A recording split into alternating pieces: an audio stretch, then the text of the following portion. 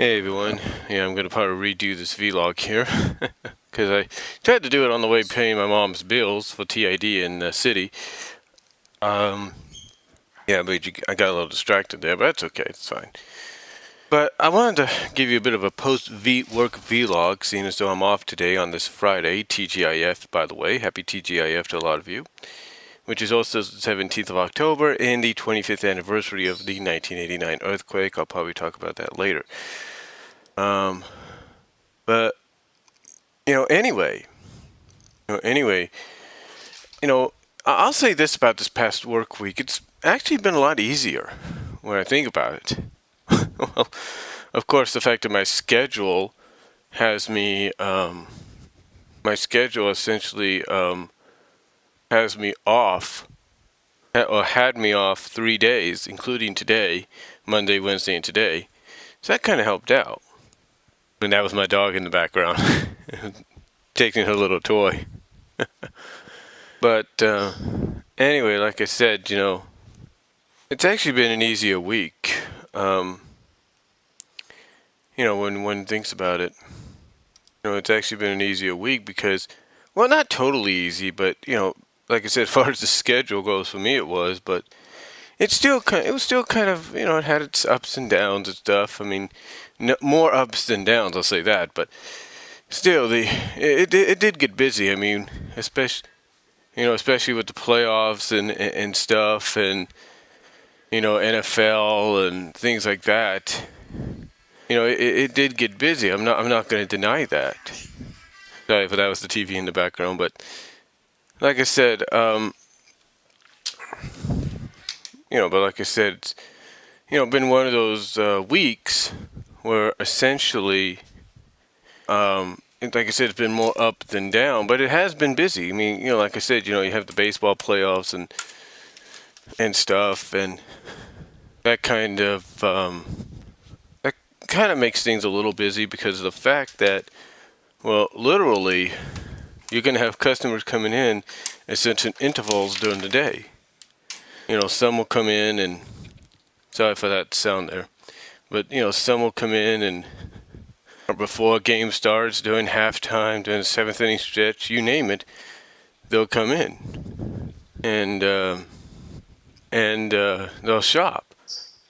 And that's okay. That's fine, except with any job, you need to have the power. You need to have the not the willpower, but you need the manpower, the woman power to, get that job done. And if you don't have that power backing you up, even if the job might be easy for you or other people, because let's say you're now starting to realize how to get things done the correct way, doesn't mean it's going to get any easier in the end.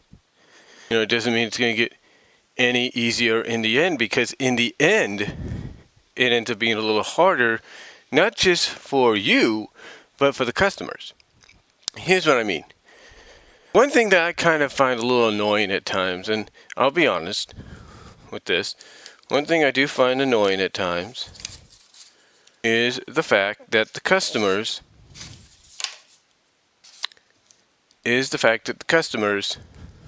always ignore the fact that when they're getting ready to check out, and well, let's put it this way. One of our jobs when we don't have any customers to check out is to zone. So we do that. But also it's our job at the same time to call anybody around, hey, do you need to get checked out? And fine. And people will come. People will say, okay, oh, you open? Oh, okay.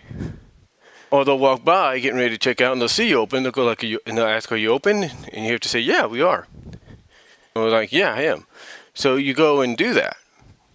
But then, here's where it gets a little hard, not just for you, even though you might be able to keep things going the way you were taught or finally shown, but it gets hard for the customers. You see, I think anybody listening to this that works in retail or has worked in retail or supermarkets or wherever, knows that when you have the speedy checkout lines, they usually locate the speedy checkout lines in some stores, maybe most, but some stores, on one end of the store and then on the other end.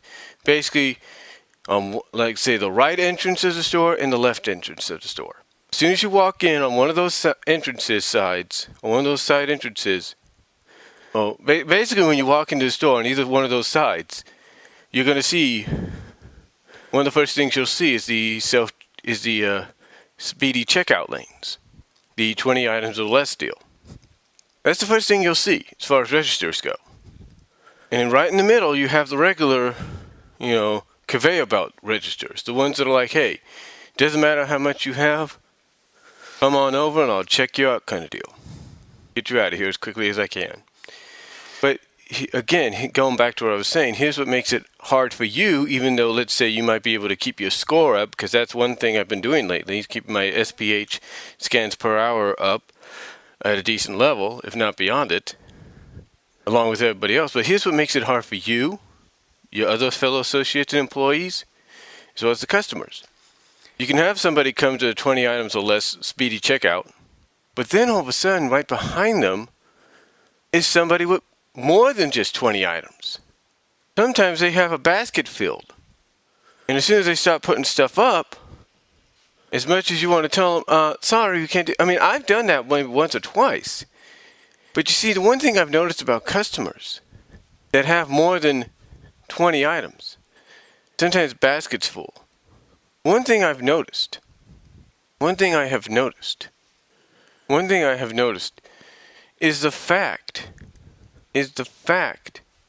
that they will quickly, and I've seen this, quickly get behind the people with less than 20 items, and before you could, and while you're checking out these other people, they'll start to put this stuff onto your register. They'll start putting things onto your register, even though you don't have a conveyor belt. They'll just start putting the stuff on. And yet, they don't realize, or if they do realize, that this is not a regular checkout line. This is a speedy checkout line. And it seems to me, either they know that or they don't, or they just want to get the heck out of there. Now, I can understand if they want to get the heck out of there. I get it. Especially when you have the PA announce, hey, we need all trained cashiers to the front, or we need any and all available trained cashiers to the front, or we need anybody that's a trained cashier or has cashier experience, or we need so-and-so and so-and-so and so-and-so up here immediately, or ASAP. It doesn't make anything easier. It doesn't make anything easier for the customer, but the thing is, they can't do that even if they feel, hey, I've waited long enough. Hey, look, I get you've waited long enough. I understand that. I get that. I understand that you've waited long enough, but still, you have to realize you got to abide by the rules. But, of course, rules are meant to be broken, I guess. I mean, I can understand when I'm put on a regular register with the conveyor belt and everything. That's common. But when it's speedy checkout and it's 20 items or less, you need to come to realize it's 20 items or less. You can't just show up and say, beep, beep, beep, beep, boing, put your stuff up, boing, boing, boing. It doesn't work that way, folks. Never has and never should. But yet people are smart enough to realize that. It's one of those situations, folks. It's just one of those situations. But with that said, everything was kind of smooth sailing. Kind of a little bumpy here and there because, we didn't have many people. Here's the thing. When you're in charge of closing up the shop or closing up the store, you're meant to have maybe a few associates or employees with you before you before you close shop, before you close up the store, so that they can help you check out other customers that might still be left over or that still might be there while they go take care of other things. And that's fine. It's good. But you see, this is what scheduling affects a lot of people at my job. And this is where it kind of gets weird. Because a couple of nights ago, they had to call Melanie, because I saw Melanie's name written in. It wasn't typed, it was written in. Had to call her in to come in at 8:30 to admit to closing. Okay, fine. I'm sure she can accept that, that's no problem. But when you have a CSM like Demi, about a day or two ago, a couple of nights ago as well. Actually, 2 nights ago, asking somebody, "Hey, can you stay until midnight, until 12:30? I don't have anybody." In a sense, you can't really do that because you're not supposed to have overtime unless they've changed that. You're not supposed to do that.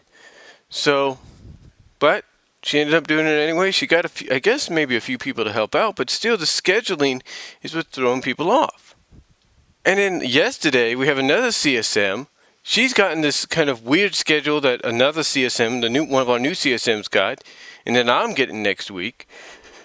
She got this schedule to where, okay, you work for a few hours, you clock out for an hour, and we're not talking clock out, go to lunch. We're talking clock out, go home. And I'll get to that in a moment. And then come back. That, really doesn't make any sense, but I'll get to that in a moment.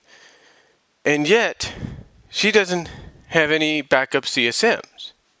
She doesn't have anybody. Does she have anybody help her close associate-wise? I don't know. But still, it's because of the scheduling. And why? Because apparently something behind the scenes, whether it's IMS or IDS or whatever, something about inventory, basically caused the scheduling to get screwed up. Okay, the scheduling got screwed up. So now everybody's hours are cut back. Everybody's hours are cut back, including the managers. So now, they're basically stuck in a predicament at times where they probably have to call people in, or they have to ask for people to stay, even if they're not supposed to. And like I said, speaking of this unusual schedule, what the CSM had yesterday and what the other new CSM had the other day and what I'm getting on Monday, it's weird. Okay, we all know that states have different state laws for how long you're supposed to take your lunch. A majority of them give you about a half hour, maybe even an hour and a half, all depending, or even a half hour. But a majority of retail-wise is an hour. Okay, fine. So you get that hour, or that hour and a half, or that half hour, whatever. That's your lunch, right? Or you get that hour primarily, or that hour and a half, whatever. You get my drift. And that's your lunch, right? But what sense does it make when your schedule says, okay, you're going to work for 2 hours or 3 hours, and then, clock out and then come back an hour later? What sense does that make? Well, you might be saying, well, Brian, you're going to lunch. Remember what I just said about that one CSM? Yeah. Basically, that 1 hour that you're off is not for lunch. It means you're off the clock. That shift is done. And you're coming in again for another shift. It's like, what sense does that make, right? I mean, literally, they're just telling you go to lunch and everything. But, in a sense, you're actually, off work. And it's like, yeah, well, off work when we go to lunch. I mean, heck, when I go on my hour lunch, I come straight home. Like I said, I come straight home for my hour lunch. But basically what they're saying here is work a few hours, clock out like you're clocking out to go home, and then come back an hour later. What sense does that make? I mean, I understand saving money, but come on, Jiminy Christmas. Like I said, come on, Jiminy Christmas. But anyway, besides that, it's been an okay week. It's not been too bad. The only thing is they gotta get their inventory straight, because when you're looking for because if you have something price tagged already for people to check, probably buy, you should have it there and not tell people, oh, by the way, we don't have it yet. Yeah, we have so much in, but we don't have it out yet. Like, what? Anyway though, it's one of those. It's been an alright week, and that's really all I'm gonna say. So let me know what you guys think down below. Comment if you like, and I will talk to you all later.